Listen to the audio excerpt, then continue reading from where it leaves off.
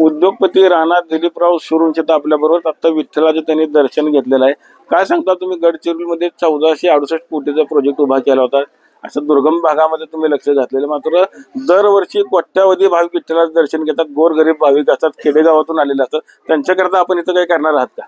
निश्चितच या ठिकाणी 100 बेडचं हॉस्पिटल सुरू करतोय आपण. त्यासाठी 2.5 एकर जागाही आपण या ठिकाणी घेतलेली आहे. साधारणतः 15 ते 18 महिन्याच्या काळामध्ये ते हॉस्पिटल सुरू होईल.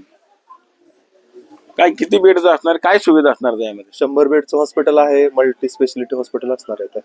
हॉस्पिटल करावं असं का आपल्याला वाटलं एकंदरीत? निश्चितच आरोग्याच्या दृष्टिकोनातून मला वाटलं की आपण काहीतरी सेवा द्यावी या ठिकाणी. किती वर्ष झालं तुम्ही विठ्ठलाला येत आहे? विठ्ठलला खूप लहानपणापासून येतोय, वयाच्या 3-4 वर्षापासून येतोय. काय तुम्हाला असा अनुभव काय आहे का किंवा हॉस्पिटल तुम्ही उभा केलं, वारीमध्ये काय भाविकांच्या अडचणी? हो, निश्चितच आरोग्यासाठी सहकार्य होईल माझं. विठ्ठलाच्या दारी येणारे लाखो भाविक, करोडो भाविक इथे येतात. त्या ठिकाणी आरोग्याच्या दृष्टिकोनातून मला वाटलं की या ठिकाणी आपण आरोग्य सेवा द्यावी. त्या दृष्टिकोनातून 100 बेडचं हॉस्पिटल या ठिकाणी उभा करत आहोत आपण. आपण बघितलं असेल की जे विठ्ठल भक्त आहेत ते येणाऱ्या भाविकांना चांगल्या सुविधा मिळाव्यात याकरता मंदिर प्रशासन देखील कायमस्वरूपी तत्पर असतं. मात्र उद्योगपती राणा सूर्यवंशी यांनी 100 बेडचं हॉस्पिटल पंढरपूरमध्ये उभा करण्याचा निर्णय घेतलेला आहे. आणि जवळपास 2 वर्षामध्ये हॉस्पिटल देखील आता पूर्ण होणार असले त्यांनी सांगितलेलं आहे. पंढरपुरातून कॅमेरामॅन जगदीश रवी लवेकर, TV9 मराठी.